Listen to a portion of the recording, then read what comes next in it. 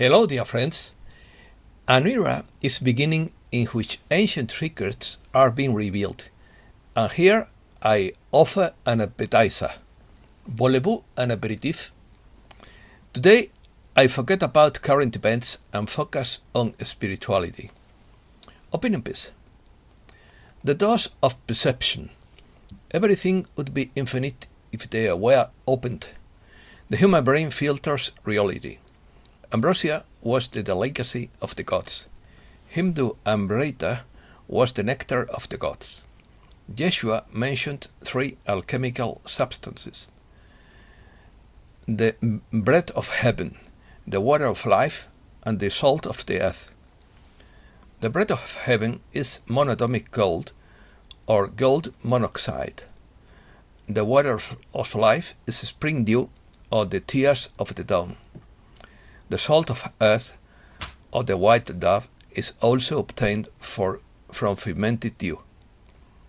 Jorge Diaz-Crespo recipe for the mythical philosopher's stone. God loved a single drop of dew more than the rest of the world, said Solomon. There is no such thing as a complete instruction manual, but rather a puzzle to solve. Mother Gaia is now ready to become a multidimensional residence. Let's start. If the doors of perception were opened, everything would appear before the human being as it is, infinity. As the great poet William Blake said in his work, The Marriage of Heaven and Hell. Based on this quote, Aldous Huxley assumes that the human brain filters reality so as not to let through all impressions and images, which would be impossible to process. What he notices is that everyday objects lose their functionality and suddenly exist as such.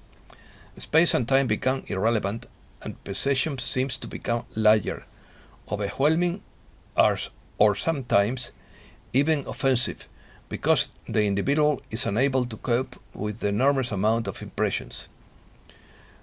All the great civilizations that have existed throughout the history of mankind have known the art of alchemy transmitted by the ancient instructing gods. It is the art of material and spiritual transmutation, but this knowledge was degraded to what today we call materialistic science, until quantum physics began to open the doors of knowledge, or the doors of perception, as Aldous Huxley called them in his homonymous essay. But be very careful, because these doors can take you to heaven or hell, depending on the purity of your heart. Ambrosia. Ambrosia is the delicacy of food of the gods that conferred immortality, generally considered the food or drink of the gods. It is a thing delightful to the spirit. Ambrosia is related to the Hindu amrita, the nectar of the gods, a drink that conferred immortality to the gods. It is also associated with soma, which is considered ambrosia or food of the devas or gods. Soma is the divine narcotic of ancient India. Like most entheogens considered mediators with the divine, Soma was recognized as a god in its own right. Its nature remained a mystery for several thousand years. Amrita is related to a churning of the ocean of milk, one of the fundamental myths of Hinduism. In yogic doctrines, amrita is a liquid that can flow from the brain chakra through the throat in deep states of meditation. It is considered a blessing. Many yogic texts say that a single drop is enough to conquer death and acquire immortality. In the Sikh community, amrita is the holy water used in the baptism ceremony. Amrita, under its Tibetan name Dutsi, also appears in Buddhist mythology. Dutsi also refers to the medicinal herbs used in the enthronement ceremonies of lamas in Tibetan Buddhism, known as drapchens. It usually takes the form of small dark brown grains that are associated with well-being.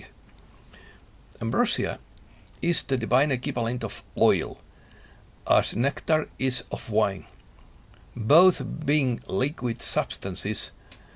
According to Pindar, one of Tantalus' impieties was to offer his guests the ambrosia of the immortals, a theft similar to that committed by Prometheus.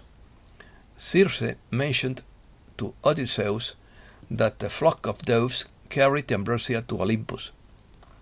Both nectar and ambrosia were types of honey, and their power to confer immortality was due to the supposed healing and cleansing properties of honey, as fermented honey or meat preceded wine as an entheogen in the Aegean world.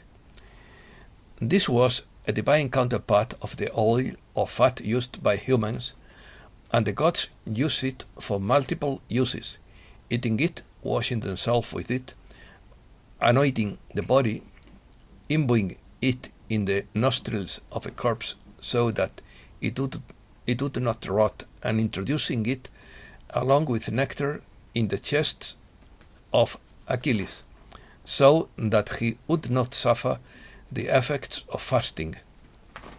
Blacksmiths and alchemists. When I was a child, I tried to read The Mystery of the Cathedrals by Fulcanelli, but I didn't learn anything and I was bored out of my mind because I didn't have the keys or the necessary culture to read the book. I come from a lineage of blacksmiths in which many of my ancestors were related to metal, especially iron. Mircea Eliade revealed the link between the blacksmiths and alchemists through human history, as they were specialized in the treatment of metals. Major alchemy works with metals, while minor alchemy or spagyria works with plants and minerals to prepare medicines. The supreme objective of alchemy is not to transmute lead into gold, not to obtain supernatural powers, but to transmute the human being into an ascended angle, that is, to obtain spiritual enlightenment. It is the same objective as all the spiritual traditions of humankind, but there is a difference. The traditions work with the software or spiritual programming, while alchemy works with the hardware or cellular transformation. There is no doubt that spiritual practices can produce a physical transformation, but alchemy does it directly on matter, without disregarding spirituality, because it is based on ora et labora, pray and work. That is to say, that is not a simple material chemical reaction, but it also requires the help of the divine grace, and that is why alchemists pray and meditate. Out of the labyrinth. I was fortunate to meet a master who taught me the secret of the great work. But this is not like arriving and kissing the saint. It requires years of dedication and some mistakes, because there is no complete instruction manual, but you solve the puzzle little by little. In the end, it's so simple that even a child could do it if he knew the key, but this doesn't avoid difficulties along the way. A journey of 1,000 miles begins with a step, and that is where we are, step by step, verse by verse, as the great poet Antonio Machado would say.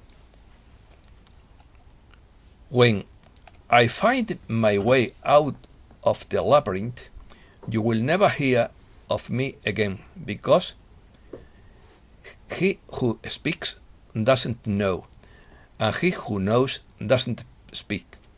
As Lao Tzu said, "Now I must not know much because I talk too much, since I am only a student and a spiritual seeker, as I have been all my life. But have no doubt that this labyrinth of the matrix has a way out for those who seek it with love, because there is no path without heart." 3. Substances. The official Gospel of Jesus of Nazareth mentions 3 different alchemical substances: the bread of heaven, the water of life, and the salt of the earth.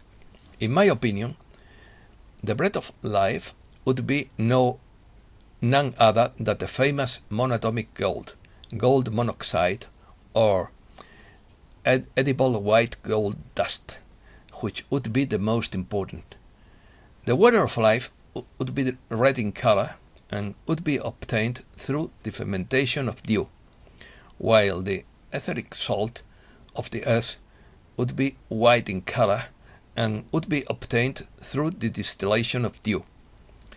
The first of the 3 substances would be major alchemy, because it is based on gold, while the other 2 substances would be minor alchemy, because they are not based on metals directly. The Sacrament of Communion is of Egyptian origin and was made with conical bread of monoatomic gold, or mufkut, but it was only reserved for the pharaoh and the ruling class, such as priests and aristocrats, while the people were only given beer. The elaboration of the pure mufkut is the white work and goes through 3 phases: citrinous or yellow, that is the metallic gold dissolved in aqua regia; the rubedo or red, that would be the gold trioxide; the nigredo or black, that would be the gold dioxide, and that corresponds to the phase of putrefaction; and the albedo or white, that would be the edible gold monoxide, and that corresponds to the phase of sublimation or resurrection. This process can take years if it is done by the female wet method. The dry male way is not recommended because it is dangerous and is reserved to expert masters in the subject. It seems that oxidizing a metal would be the easiest thing in the world, but oxidizing gold is the most difficult thing in the world, because it is the most stainless metal that exists. So it takes a lot of patience and years of work to reach the great work. It starts with pure gold certified with a purity of 99.99%. Gold coins or jewelry are not valid because they usually have another toxic metal to harden them, such as copper or aluminum. There are many recipes to achieve a similar result, but today I am going to reveal the simplest spagyria, which is the elaboration of the spring dew. The spray. God loved a single drop of the dew more than the rest of the world, said Solomon. Dew is a water that condenses in the early morning of spring and has a great alchemical potential. Its father is the sun and its mother is the moon. The early morning dew is collected on the full moons of spring 2 hours before sunrise, with May dew being the highest quality. The dew or celestial water is the nocturnal atmospheric condensation under the influence of the moon, and contains the universal spirit of or souls of the world, according to tradition. It is a true alchemical quintessence. Formerly, it was collected by placing linen clothes on fresh grass, but nowadays a new mop can be used, wrung out in a new bucket, or to avoid contamination. Dew was called celestial water or philosopher's silver, because it contained within itself a symbolic roll that left an imprint on preparations made with dew.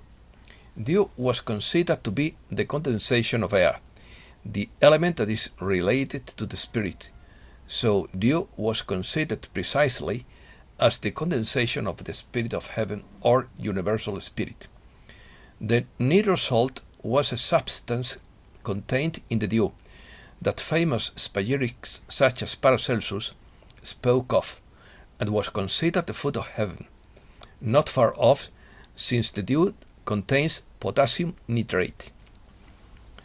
The sea of the alchemists is the air, and their goal is to capture a salt from the air that is a lunar dust charged with solar energy. The collected dew water is converted into a white milk known as the white virgin. This white milk is pure alchemical dew, the raw material of spagyria. You will collect this white milk and put it in a sealed, sterile container where nothing outside can enter, according to Jorge Diaz-Crespo's instructions. Cooking recipe. You will put a magnetic stirrer and expose it to indirect summer sun, never direct. You will wait about 15 days to begin to see how that white milk transmutes from the mineral kingdom to the vegetable kingdom, to become the green lion of the alchemists. It is an algae called Hematococcus pluvialis. Now, your green vegetable lion is going to become an organic black crow called nigredo. To achieve this, you will put the green lion in darkness at a temperature between 20 to 30 degrees Celsius. It will slow blacken, rot and die, but never open the container. From the putrefaction will emerge an organic body represented by a crow protruding from a green grass. This black substance will be subjected to a moderate, gentle and patient fire until it widens, always with everything closed. This white body is no longer vegetal or organic, but semi-metallic, that is to say, a mineral body with small metallic traces, called by alchemists the white queen or white virgin. We will add a little raw dew to that white body and place it in a gentle heat for as long as necessary, but this time in indirect sunlight, because it is called a sunstone.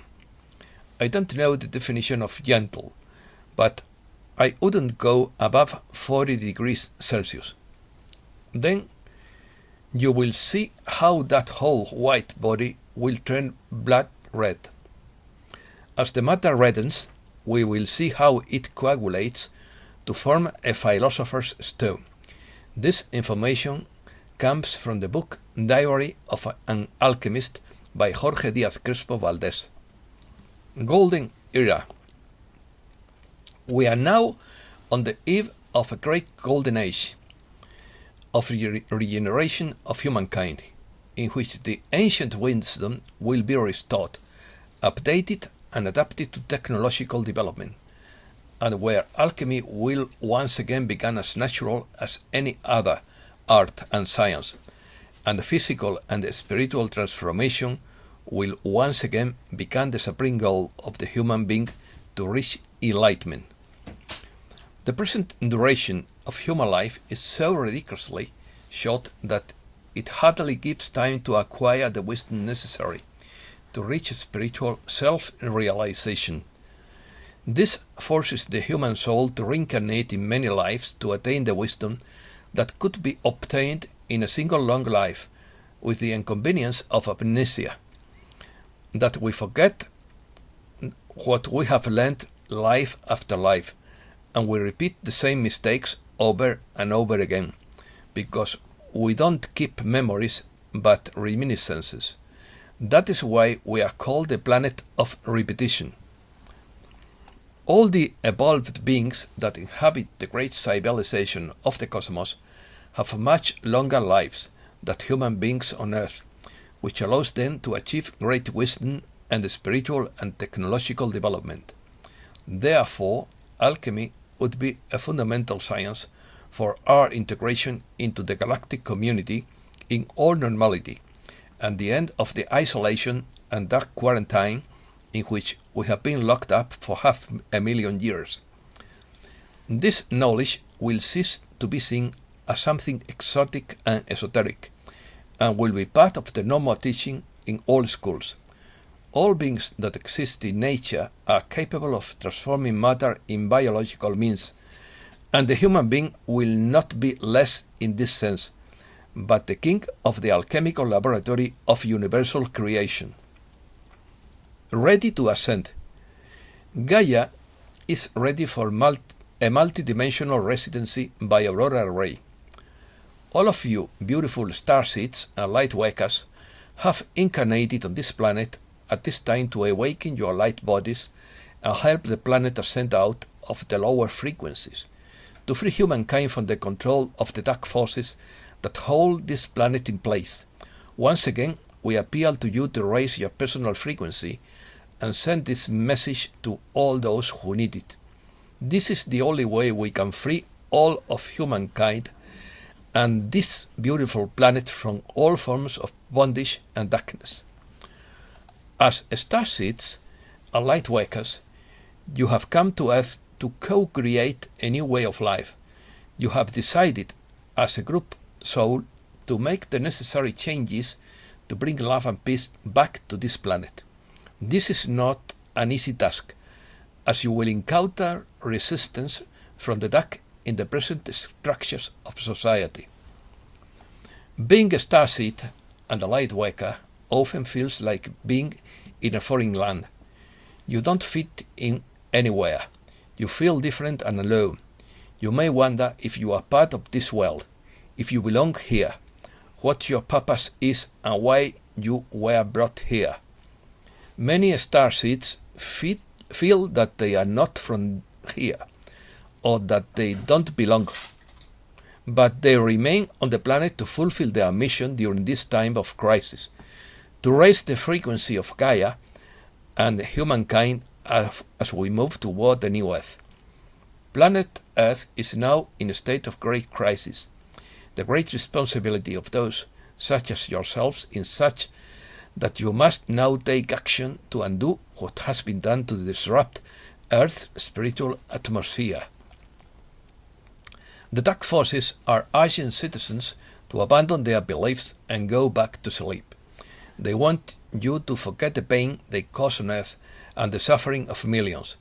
They want you to forget all that has happened in the past. They want you to deafen your ears. They want us to block our spiritual messages.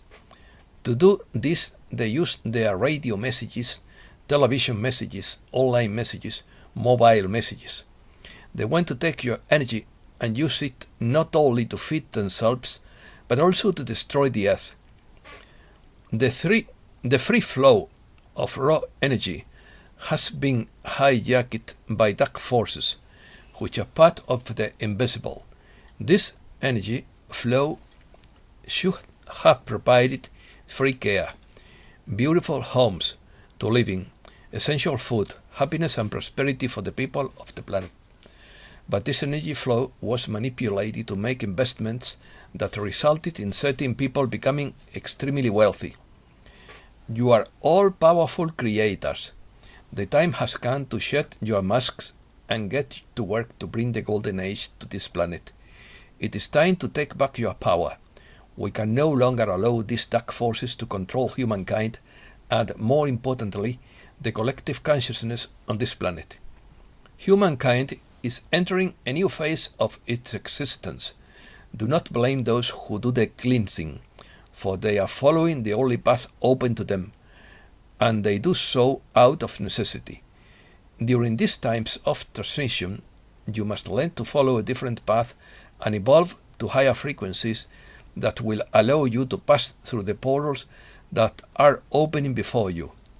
Gaia is alive and was created to become an ascending planet. Light frequencies can ascend, but not the lower frequencies. These lower frequencies are meant to be transmuted into higher frequencies. Gaia is transforming into her light body and ascending without destroying all life on her surface, including humans. Everything is changing at great speed. The presence of starseeds and lightworkers on Earth is preparing Gaia for a new paradigm of contact with non-physical beings and acceptance of extraterrestrial life forms. Gaia will be cleansed and upgraded to a fifth-dimensional planet and become a center of light for this part of the galaxy. This has increased her frequency and vibrational rate by nearly 1,000 times compared to just a few years ago. She has evolved to a new level of existence and function. The central sun is now anchored in Gaia and has transformed her into a beautiful butterfly. Gaia is now ready for a multidimensional residency. And that's all for today. Thanks a lot, dear friends.